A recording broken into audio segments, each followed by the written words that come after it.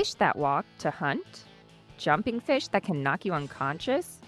If you think this is the beginning of a pirate's tale, think again. This is the strange reality of aquatic invasive species. Aquatic invasive species can come in all shapes, sizes, and abilities that can make them a threat to the environment. But also, they could be a nutritious and sustainable protein source for pet food.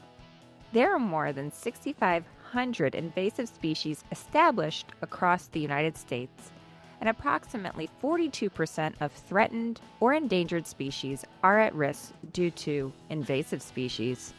So what can the pet food industry do to get involved? Grab your snorkel, because we're taking the plunge into the deep to look at how some of these invasives are being used for good. Welcome to Barking Mad, a podcast by BSM Partners. We're your hosts, Dr. Stephanie Clark. And I'm Jordan Tyler. So let's start just by hashing out what is an invasive species. So essentially, an invasive species is one that is not native to that area, and it's been introduced to a region for some kind of purpose. It doesn't have to be a fish. It can be an animal, it can be a bug, it can be a disease, a parasite, a plant. There are just a handful of invasive marine species that we're finding out could be really great for pet food and for human food too, but more on that later. These fish are outperforming native fish. They're eating everything so that the native fish don't have anything to eat and they're dying off. Some of them even eat the native fish or just kind of destroy their habitats so that we're getting out of whack, that we're losing balance in our marine ecosystems. Well, I think it's more than ecosystems, right? It's affecting people's livelihoods. Some of the aquatic invasive species that we're going to talk about in this episode actually impact fishermen. Like local fishermen are going out of business because these fish are eating their catch. Yeah, really decimating the livelihoods of people who have fished for generations. That's their livelihood. It's sad to see. It's also the local economies are suffering because of this. Yeah, in the Midwest, people don't like to go boating if there is a potential that you're going to get smacked in the head by a carp and potentially knocked unconscious or knocked off your boat. Yeah. And it is interesting to think about. So some of these invasive species are introduced on purpose to like control other populations of like bugs or something or other. And they just kind of get out of hand, right? We lose control of the species that we introduced and they become so destructive to the environment that they have invaded, which is, I guess, where we get the name invasive species. But as Stephanie said earlier, some of them can even travel on their own. So they can travel through like things like hurricanes and floods to, expand their reach, expand their invasion. Some get picked up by birds and then are dropped elsewhere, and then that's their new home, and they start to populate that area. Some have been released from aquariums, and then some literally can jump out of the water and hit you on your boat, potentially hijack a ride on that boat. Some of them can even walk. I was like immediately transported to Dr. Seuss, One Fish, Two Fish. Yeah. He's predicting the future. Yeah, I was like, what did you know, doctor, that we didn't know? And some may even be released by the government.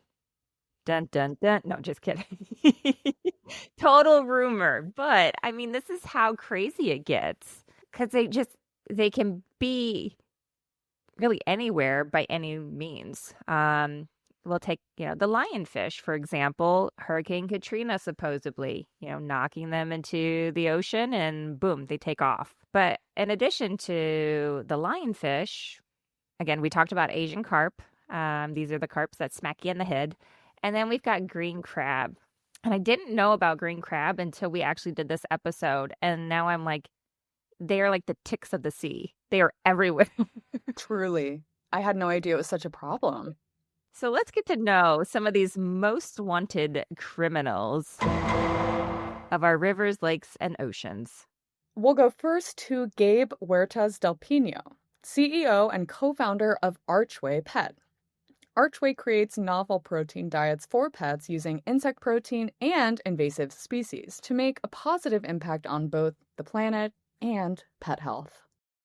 So Archway is a reference to like being a gateway to new proteins or a gateway to your pet's health. This whole thing, like I mentioned, I started with my own pet, and I built a business plan.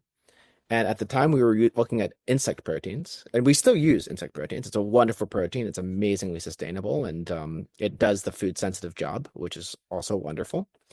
Very early on, we realized that you could have 100 insect SKUs, or we could have different levels of sustainability and acceptance per protein. Like, why should we limit ourselves to one novel protein? So the idea was that we should have multiple. The invasive species concept came to mind really early on. And carp was just like, it's a local problem. So I'm in Chicago. We actually catch our fish not too far from here. Let's solve this local problem, see if it fits. And it was such a home run, and people really resonated with it.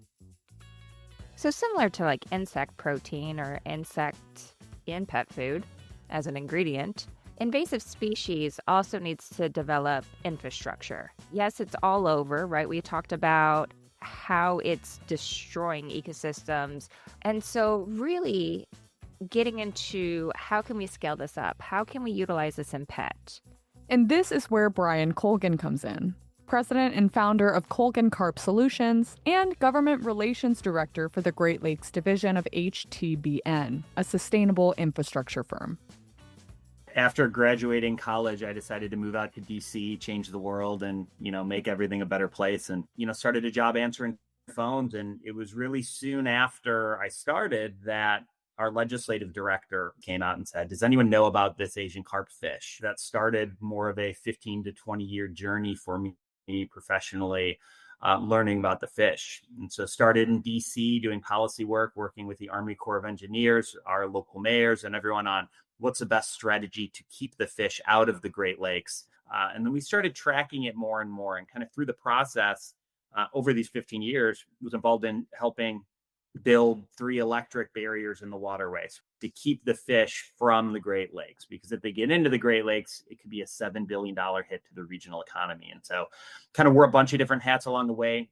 Within each of these roles, the fish kind of kept following me and felt I could do a lot more. When I left government, said, okay, kind of put my money where my mouth is. I feel like there's more we can do. And so to help support and complement a lot of the work being done by the Army Corps and by the state of Illinois, saw that we needed a market-driven solution to help with invasive species management. At the end of the day, it's a fish, right? So what can we turn that great fish into, and how would we better understand how to market the fish and use it for things? And now, we know it's a highly nutritious kind of omega-3 superfood with great protein. And so how can we now use that and turn that into something to not only, feed people, cats, dogs, and the like, but also protect the environment? So while folks like Gabe and Brian are focused on the Asian carp problem, we also have people working on the southern side of the country and even in Mexico to reduce the prevalence of invasive marine species. Let's chat with Mike Mitchell, co-founder and CEO at Pezzy Pets. Mike is taking other invasive species like devilfish, armored catfish, but devilfish is more fun to say, and lionfish in the United States and Mexico, and turning these invasives into limited ingredient traits for pets. I've always been interested in fisheries issues, aquaculture, ever since high school, really. Graduated college, started working in tech, definitely not aquaculture related, but I started working for Clean Fish, which was a sustainable fish consultancy brokerage here in San Francisco. It's pretty cool. Gave me access to some pretty unique fish farmers and fishermen and all sorts of cool stories. And that kind of led me down a path into aquaculture and small scale fishing. I moved to Guatemala, and then I was in Mexico doing fish farming related stuff. And then eventually in Mexico, I had a Fulbright research scholarship to study the socioeconomic impact of small-scale fish farming. And that's when I came across the invasive devilfish, or armored catfish. They just call it the devil in Mexico because of all the problems that it causes. And that was kind of my entry into this invasives world. I copied what people had done before with the lionfish or silver carp, and just started working with chefs, to promote the consumption of the fish, I would give little nerdy science talks in these towns, and they would do the fun gastronomy part, and it snowballed from there.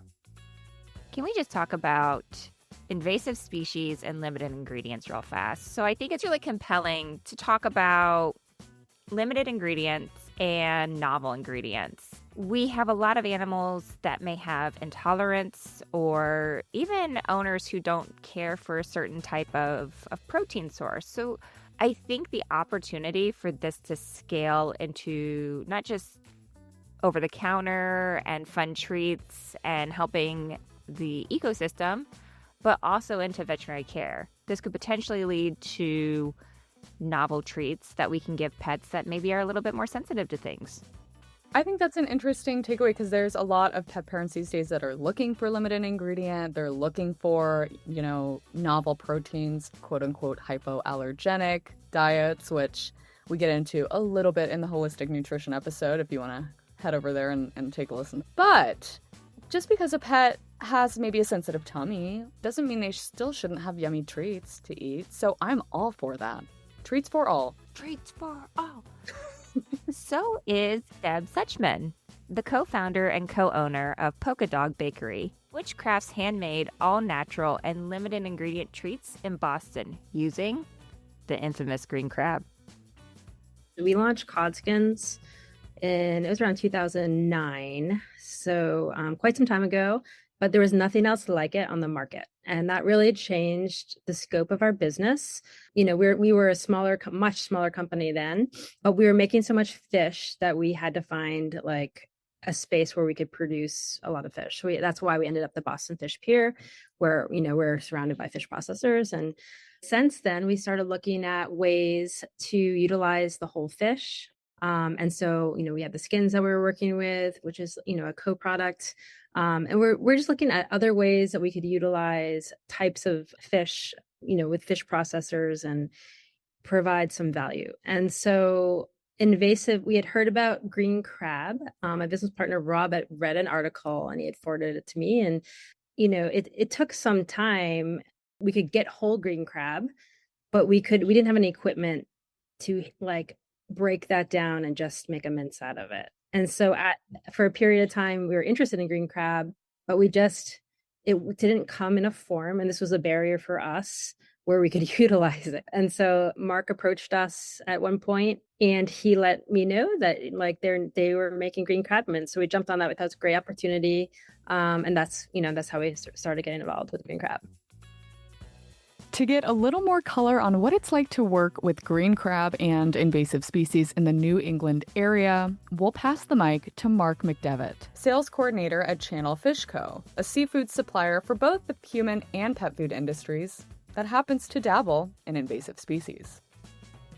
Primarily what we do is upcycle fish parts. So heads, frames, tails, we collect those and trimmings from cutting houses locally around New England and globally. We're sourcing some from Europe and from all over the U.S. And for wherever there's a responsible and sustainable supply is where we're grabbing it from. Primarily used in wet pet food recipes, so canned cat food, canned dog food.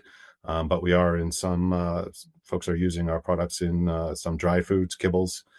So we're trying to use the whole fish. Otherwise, these parts get recycled or tossed into a compost or landfill or dumped back out to sea in some cases.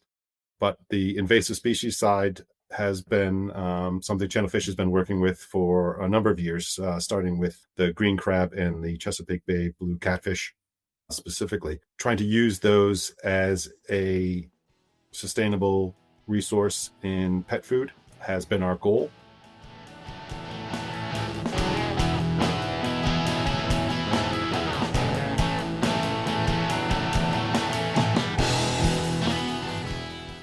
Okay, now that we've tested the waters a bit and learned more about our cast of characters for today, let's go back to Asian carp. How did this fish end up in so many of our waterways? And what's it really doing that's causing such a problem? Let's hear from Brian first about how Asian carp even got here in the first place. This fish was introduced in the 1970s down near Louisiana to help.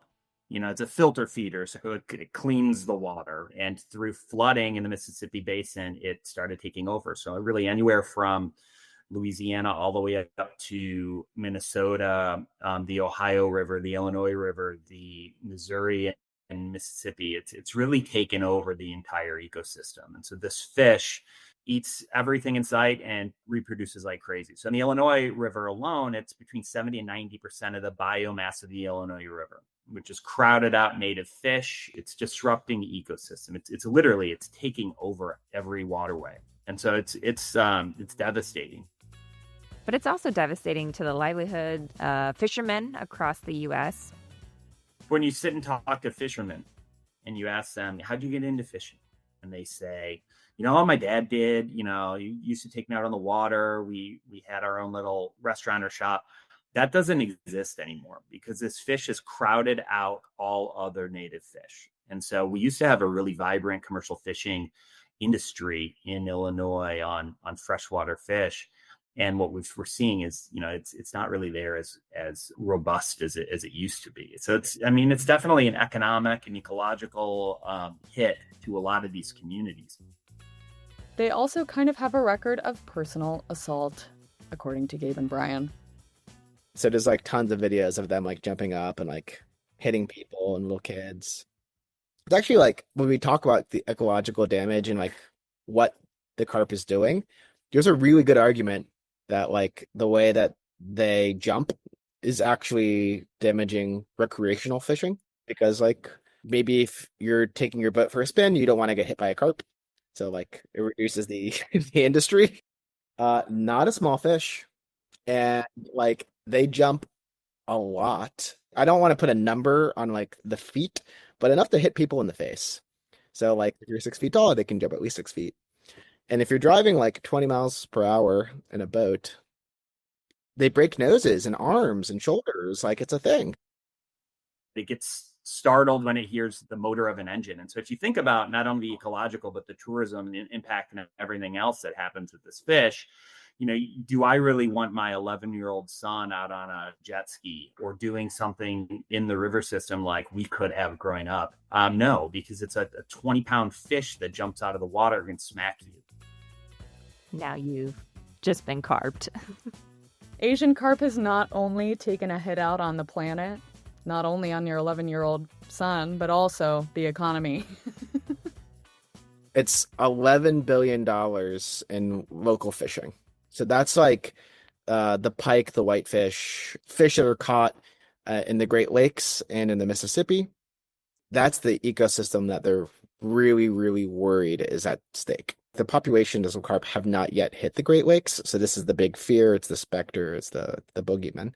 They've gotten really close. It seems like it's an inevitability and every state is bracing for what it's going to do. It's like this unstoppable fish force that is wreaking havoc everywhere it goes. So, Asian carp is not only threatening freshwater ecosystems, it's also taking a toll on the fishing and recreational boating industries all across the Midwest. There's a lot at stake here, and we'll come back to the Asian carp question a little bit later. But for now, let's head on down to the Gulf of Mexico to talk about an invasive species that's running amok in those waters. Let's go to Mike to learn a little bit more about the devilfish. So the devilfish, armored catfish again, is a freshwater fish originally from South America. It's been invasive in Mexico for 25 years. It's also pretty invasive in places like Florida, Puerto Rico, Central America. And what it really does is it outcompetes native fish species, so for resources as well as space. And then it actually eats the eggs of some of the native fish species, like cichlids, like the tilapias of the world, that lay their eggs in algae and plant matter and stuff on rocks and in the river bottom. So in a lot of places that we operate, the devilfish now accounts for about 70, maybe up to 80% of the wild fish capture. And because they're just kind of wiping out a lot of the native species. And then there's no local market, or at least not strong enough for the volume that people are capturing. But for real, the conspiracy behind the devilfish. Kind of crazy. Like, people think it's like cursed in Mexico. It's like a cultural phenomenon. People are super passionate about it. They think it's literally like poisoned and they won't eat it. And so Mike is really serving to help change this stigma. And I know he's not the only one. But he's also not only focusing on devilfish, because lionfish are also a huge problem in the area. And, you know, I think it's kind of funny that devilfish are like, the devil! And then lionfish, I don't know if you've ever seen a photo of a lionfish, but they're quite beautiful fish to look at. And I was kind of sad to learn that they are invasive and really hurting the coastal ecosystems off of Florida and Mexico as well. So yeah, lionfish for us is it's a sexy fish because a lot of people know about it, but it's a very difficult fish to capture, especially at scale. So we scuba dive and spear each one individually. And so I look at it as really like an economic game of like how to maximize the value of each fish to incentivize these folks to go out and capture them. Because devilfish, I call it like cod in the 1700s. Like there's been times where I walk into a river and I grab one out with my hand. That's how plentiful they can be. With the lionfish, when you go diving, on a great dive, you know, you might catch like 50 if you're like in a high density environment. Oftentimes you're catching 5, 10, you know, and so it's hard to really scale that. But lionfish, it has just an incredibly voracious appetite. And so it's eating all the little juvenile fish and shrimp and baby lobsters, everything on the coral reef. Yeah, it just squashes all other competition, I guess. Are you seeing a trend? Whether it's the Asian carp, devilfish, or the lionfish, these invasive marine species are outcompeting native fish to the point of extinction in some cases. And this lack of balance has a ripple effect for the planet and for people. For now, let's head north all the way back up to New England with Deb to get more on how green crab showed up there and why it's so damaging to the environment. It's green crab. It's not native to North America. It came over in the 1800s from Europe, they think, through like the ballast of ships. And so now you have this species that is landed in North America, and now it's like considered the most marine invasive species there is. It destroys habitats. It eats kelp. It eats like everything, and it has no predators. And so they're just rapidly, populating the waters, especially, off the New England shores. So it's become a real problem. It's a global problem, but it's become a huge problem locally for us as well. So let's talk about these tiny crabs and how they can pose such a massive problem to the kelp forests and for the natural ecosystem. And according to Mark, kelp plays an important role in protecting native species that have long been fished for commercial sale. There are great, amazing folks working along the coast here and in Maine for kelp and the green crabs, just ruining kelp fields. There's actual legitimate science that 75% of oxygen coming from kelp forests is negatively impacted directly by the green crab. So it is not just an issue that you're not going to be able to get that specific minnow or striper that you used to. It's just going to have a serious impact on the global environment. So the more we can do to protect the kelp, the better. Obviously, these invasive species have pretty significant negative impacts on the environment, on our economy, on people's livelihoods. So why aren't we trying to find better ways to use them, right? It's one thing to cull, basically catch as many of these fish as you can and kill them and throw them in a pile and just let them rot. But why would we do that when we could make better use of them? Because they have some interesting nutritional value as well. So let's get into them. Starting with Mark and the blue catfish. It's technically a whitefish, according to AFCO and the FDA. So the protein and the moisture and the fat and the ash levels that you'll see on this are comparable to any other whitefish that you use. Mostly, cod, haddock. So there's no drop off. You're not going to lose anything by going with the blue catfish. Is a blue catfish different than any catfish? Probably. There's something really weird about catfish and the way that it's regulated. So when we talked to Mike, he mentioned that catfish actually is not regulated as fish. In the US, for all our wisdom and glory, catfish is actually treated as a meat, not as a fish. So it's run by the USDA. I won't go too much into the weeds, but it stems from a decades-long trade war with mainly Vietnam, but really Asian countries and the farming of catfish. So places like Arkansas, Mississippi, Alabama, they have a robust catfish farming industry of what we would call our standard catfish, the American catfish, channel catfish. Over the last 30 years, they've seen market share just erode precipitously from cheaper imports of Vietnamese catfish, which you can't call catfish actually anymore. So now it's called basa or swai. So they tried a few different things, and then eventually what the Catfish Association of America did is they lobbied for catfish to be considered or fall under USDA jurisdiction instead of FDA. And so in order for us to import raw catfish, even though our fish is one of 3,000 species of catfish and doesn't look or taste or feel anything like these catfish in the catfish wars, we are nonetheless collateral damage. At the end of the day, it really just makes things super complicated for catfish and pet food. Right? Like, it has cat in the name already. Just kidding. Just kidding. Catfish is cat, not fish. Just kidding. Okay, getting back on track. Let's go over to Deb and the green crab to hear what kind of nutritional merits this invasive may have for our pets.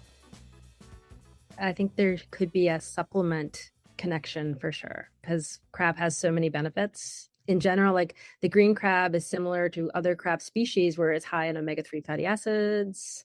Omega-3 fatty acids, like as most people probably know by now, are great for like the skin and coat. They're great for brain function as well, and joints and all of those things. So that's a really great component. It has good protein. It's low in fat. They're also good sources of zinc and copper. There's like very low mercury levels as well. So it has a lot of good benefits. And I do think too, like when you talk about sustainability, it's great that it's sustainable, but I think those health benefits are really important to highlight when you educate about the product. The potential supplement connection is interesting, I think, because what are we trying to do by incorporating invasive species into pet nutrition? To add function and value to something that's pretty destructive to our way of life.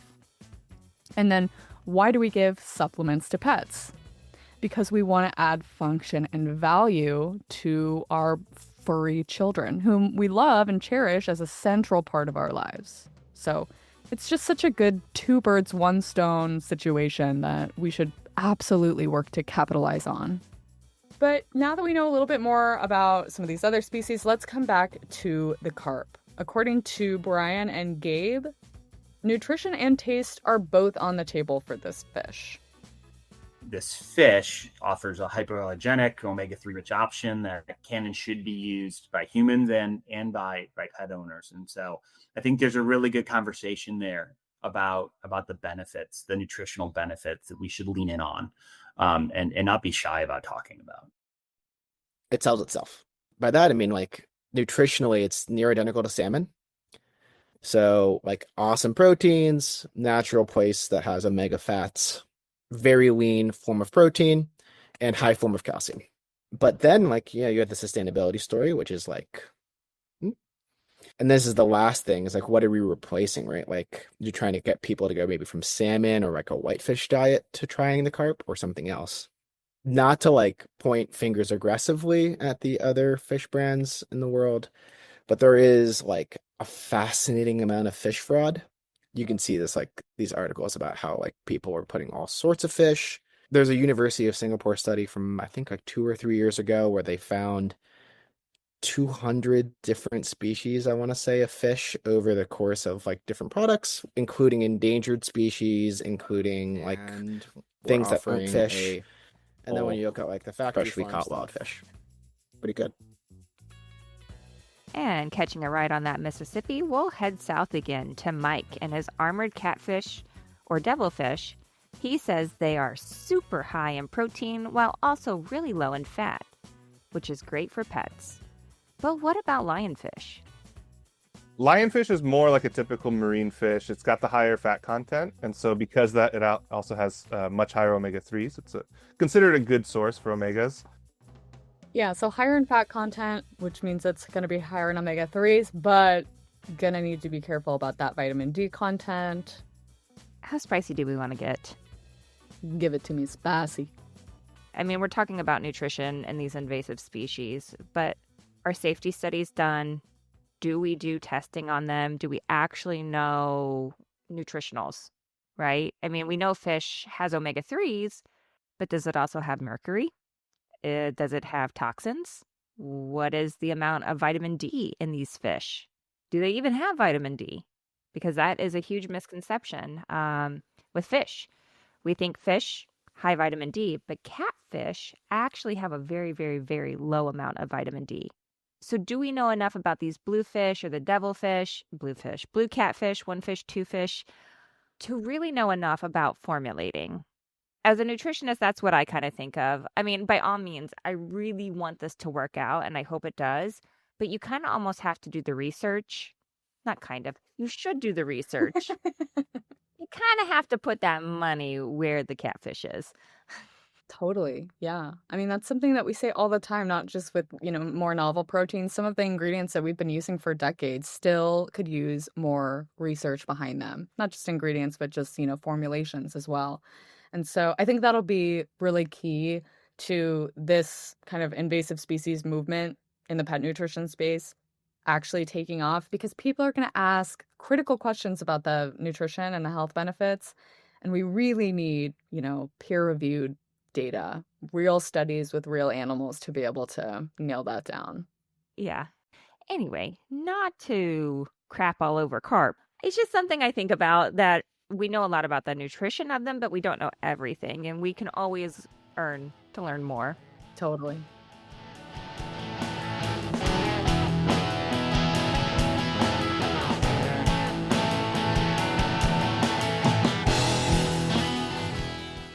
But Jordan, let's dig in deeper onto why the adoption of invasive species in pet food is the equivalent of swimming upstream. According to Gabe, the main issue for Asian carp is figuring out how to fish at a commercial scale on the Mississippi River. So the infrastructure could be an issue. Shocker. I'm sure everybody's shocked.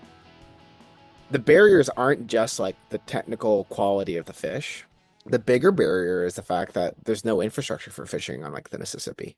When we were on the boat, we were saying like, what did you all used to do? And no one would say I was a fisherman of X or of catfish.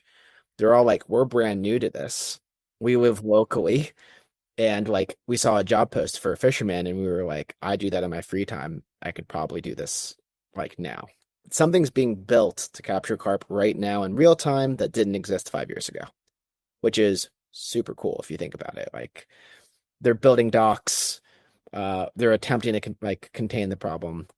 Having said all that, fisheries, the other thing, and this is like, we're not targeting carp. So like, when they catch a carp, you're having to teach them that there's value in it when there used to be none. It would be like the equivalent of pulling a boot out of the water previously. They pull it out and then be like, shucks, more carp. And they found weird uses for it. They would sell it as like chum. They would sell it for aquaculture, so it would find itself at other fish farms. Fertilizer. They were just like getting rid of it. And now we're like, actually, we'll pay you for it. Like, we want that fish. Catch more of them. That's how we solve the problem.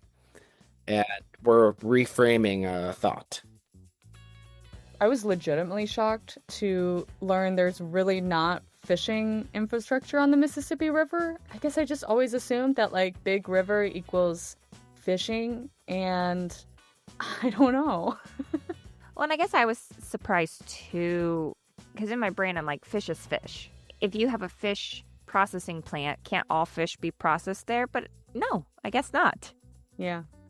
So While the Asian carp fish is absolutely abundant, way too many of them in our waterways, we haven't been fishing for it historically. So now we're having to come around to the idea that, okay, these fish need their own infrastructure, we need to fish for them, and fishermen can actually make money from catching these fish.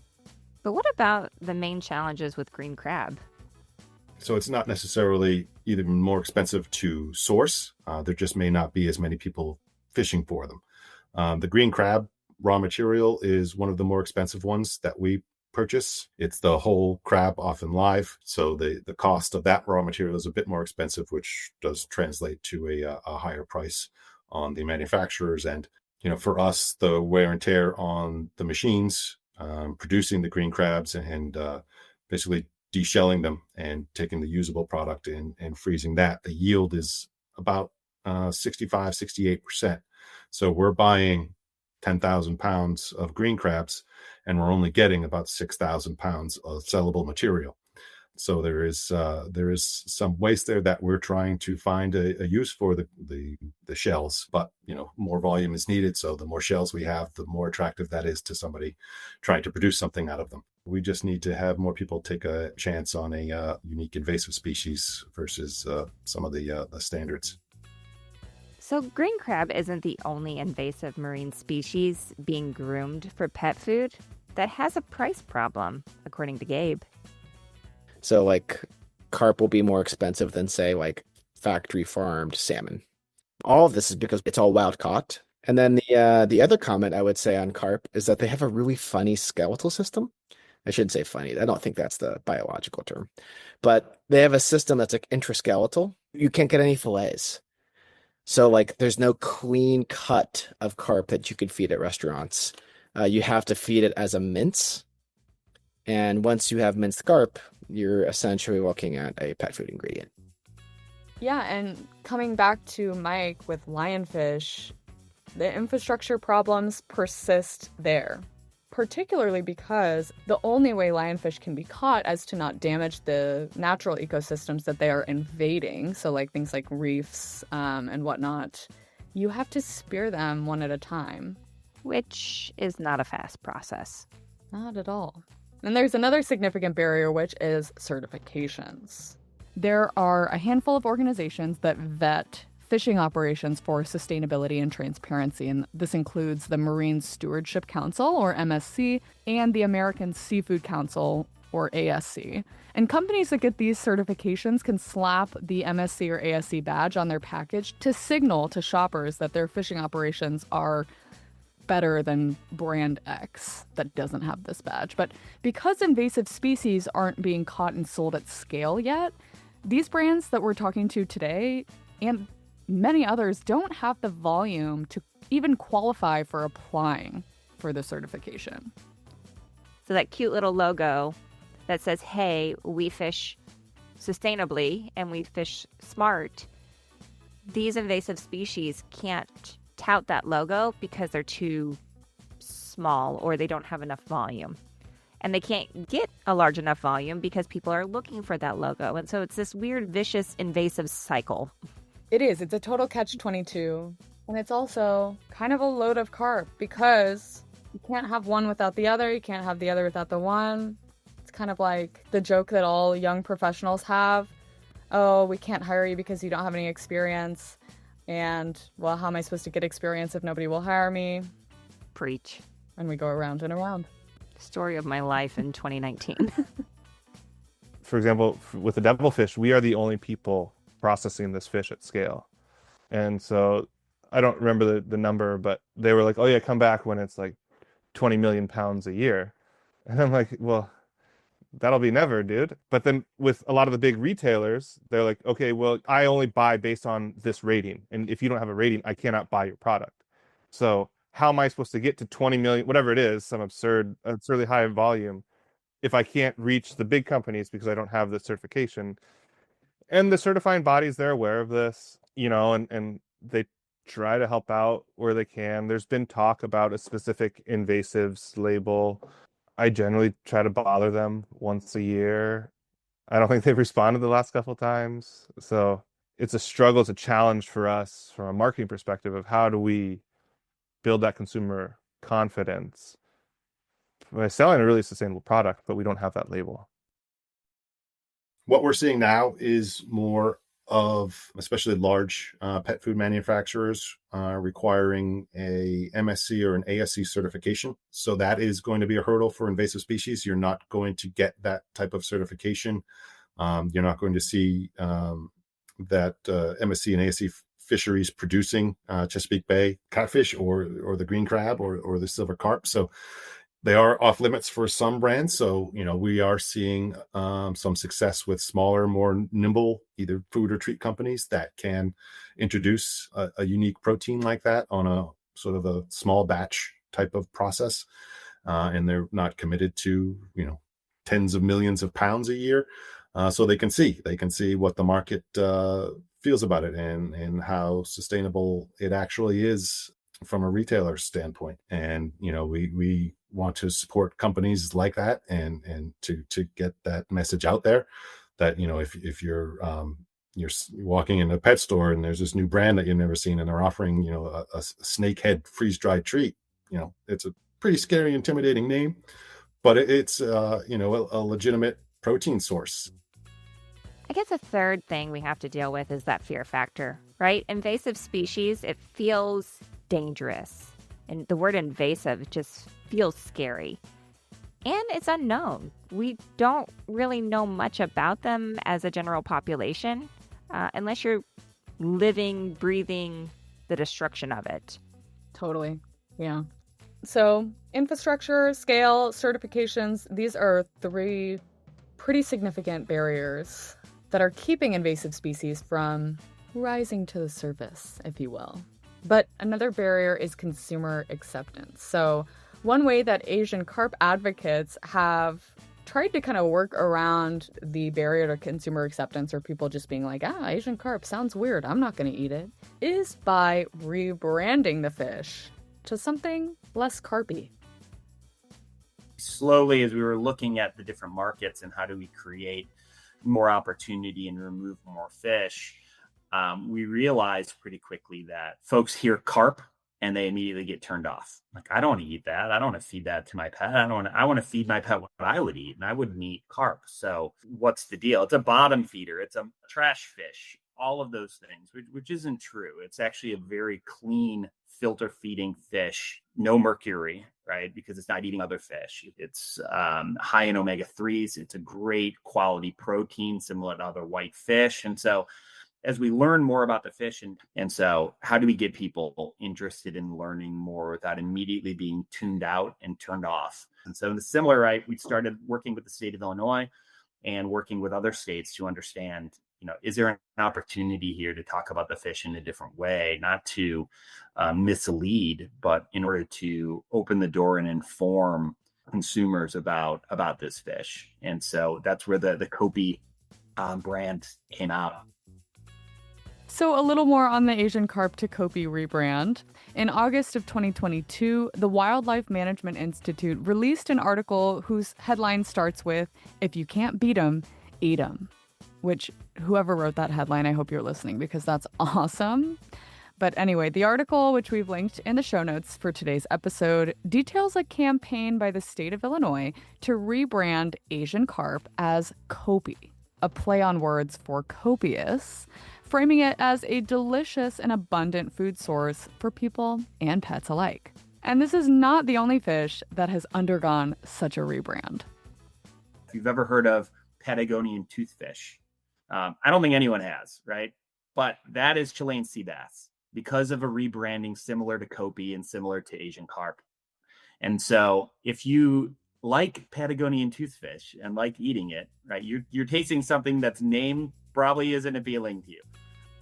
And it sounds like the term invasive species could use a rebrand as well, according to Mike with Pezzy Pet. I think the invasive label can be problematic, and it's a challenge in of itself because there's a lot of confusion around what invasive means. People say, oh, invasive, does that mean poisonous, or does that mean it'll kill my dog? Invasive does not mean that it's harmful. It just means that it's a fish or whatever species now being captured where it's not supposed to be. It's a non-native species.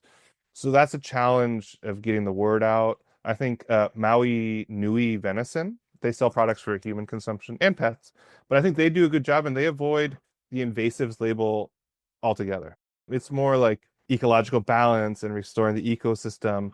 And so we lean into that a little bit, just trying to say like, hey, this is a fish that we want to actually overfish, because a lot of people understand overfishing, those issues, and they say, this is one that we want to overfish. And, oh, why? Oh, well, let me tell you. That's, I think, maybe one of the bigger hurdles that you run into with novel proteins. Folks have to know something about it. If you live in the Midwest, it doesn't matter what your affiliation is relative to politics or to class or what anything. You're going to be familiar generally. Really surprisingly, maybe the Pacific, or not, maybe not so surprisingly, the Pacific Northwest, the West Coast, like they're, I think, more open and well read on like these types of proteins than you might imagine. So like actually really low hurdles there. The bigger question is like, how do we find like the pockets? Like, what do we do like about New Mexico? I don't have a perfect answer for you.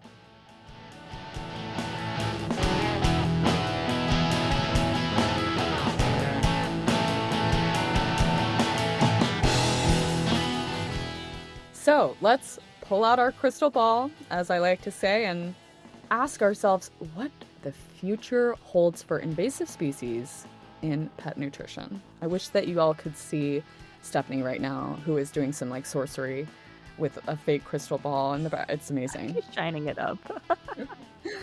So one of Brian's key takeaways about the future of this space is we're going to keep having to work through infrastructure challenges and scale issues that we're facing today in order for this to have the potential to take off. There's a lot here. If you want to give back to communities and you want to end up seeing local small businesses grow and you want to support rural communities, I think helping remove this fish is a key piece of that, right? Removing millions of pounds a year is going to put money in the pockets directly of fishermen. It's going to create, new opportunities at marinas. It's going to bring back fishing tournaments. It's going to create that economic opportunity that you want to see in our communities. We want them to grow. Let's build the infrastructure. Let's build the cold chain. Let's support the fishermen. And let's do this in a way that can create growth across each of these different areas. For Deb, the onus is on education. Education. Just because it's sustainable doesn't mean people are going to spend more money on it. And it's just more about how do you fit that into their lifestyle. And part of that is talking about, is it sustainable, but it also has health benefits. And people may want to lead a sustainable lifestyle, but they might not want to pay extra for it. So like, it's a lot to fit in. So I think it's not just enough to be trying to be a good sustainable company. You have to really be mindful of cost, and you have to be like talking about like how that affects the health benefits for their dog. Yeah, it's such a good point. I mean, it sucks to say, but we just don't buy pet food with sustainability as the number one priority, at least not right now. It's always got to come back to how it improves the lives of pets and pet owners. We've talked about that in the upcycled ingredients episode, the insect protein episode. Like, this concept is pretty pervasive across the pet industry, across sustainability, across novel ingredients. We've just got to find a different and better way to market novel formulations like this, other than trust us, it's sustainable, right? But education and good marketing aren't the only things that are critical for advancing invasive species in pet nutrition. For Mike's part, he is laser focused on collaboration. I think there's a lot of opportunity with invasives. We need to do a lot of work on like the positioning, the marketing of invasives. And then it's just the processing logistics will always be a struggle. It's great that a lot of us can like share resources. I talk to Gabe from Arch fairly regularly because I'm a big fan or a big proponent of rising tide lifts all ships. Oh, and speaking of Gabe, Archway has some exciting innovations coming for its invasive species portfolio. Two exciting things. One is cat. Wow. So almost all of our products as of yet have been for dogs. We have forgotten everyone's favorite felines. So now we're formulating 5 new SKUs for cats, all using the Carp. It was our Love the mistake fishiness not of it. to focus on it sooner. So that's like our big project for the year. And then from there, the other one is getting more and more invasive fish. Like wild boar is a problem in the South. So we've been looking at getting like wild boar jerkies, and increasing beyond the carp. Green crab is an issue in the mid-Atlantic. And then there's the shad. So it's a fish that was introduced to the Pacific Northwest. And slowly but surely, we hope to have a protein or two for everyone. And they all are hyperallergenic, or at least novel. As we work to really grow the acceptance of invasive species for pets, how can we also bring them more into the human food industry? So our team did a little bit of research along these lines, and I think it's really interesting to point out. So taking the blue catfish, for example, in a 4-ounce serving of blue catfish, you get 19 grams of protein, only 90 calories, and only 1.5 grams of fat. And then add in those healthy omega-3 fatty acids that you get too. That's a pretty healthy meal, if you ask me. I'm not even a nutritionist. I mean, if the taste is there, let's do it. That's going to be the big one, yeah. And I think it's really cool what Brian's doing with Colgan Carp. He's working across industries, across categories to figure out how they can use the whole fish and not let any of it go to waste and really turn it into things that are exciting, tasty, and nutritious and sustainable. Now, a couple different types of products that we've explored and we're working on. We can do dehydrated skins with the fish. We can boil the heads, right, and you have a broth that can be then used as a base for different pet treats, as a topper that can be used to a number of different things there with the fish. We mince the fish. We can freeze it. We can freeze dry it. We can give you 100% wild caught fish, however you want it, really. Now we are exploring a couple different exciting new things. We're working with a chef in Chicago on some new products that hopefully will come to a store near you, but some chili, some nachos, some egg rolls, different things that I think you'll eat it and you won't even realize, like, oh, this is fish. So, invasive species are more than just an economical nuisance. They're a missed opportunity. Today we learned that these non-native troublemakers like carp, lionfish, green crab, and the devilfish aren't just damaging ecosystems and local economies, they're also a rich source of omega-3 fatty acids, lean protein, and sustainability potential. Companies like Archway Pet, Pezzy Pets, Polka Dog, Channelfish, and Colgan Carp are proving that pet food can be both environmentally responsible and nutritionally powerful when we think beyond the usual proteins. But to scale this movement, we need more than good intentions. We need infrastructure, certification reform, nutritional research, and, above all, consumer education. So what can you do? Supporting brands using sustainable ingredients, including invasives. Ask questions, flip over that bag, and learn about invasive species in your area. Because how we feed our pets can also shape the future of our planet. Aww. And if this episode got your tail wagging, don't forget to check out the rest of our sustainability series, where we explore topics like insect protein, upcycled ingredients, and more ways to do better by our pets and the earth. Thank you for tuning in to another episode of Barking Mad. If you want to learn more about BSM Partners, please visit us at bsmpartners.net. Don't forget to subscribe on your favorite leading podcast platform or share it with a friend to stay current on the latest pet industry trends and conversations. A huge thanks to Gabe Huertas Del Pino, Mike Mitchell, Deb Suchman, Mark McDevitt, and Brian Colgan for sharing their time and insights with us today.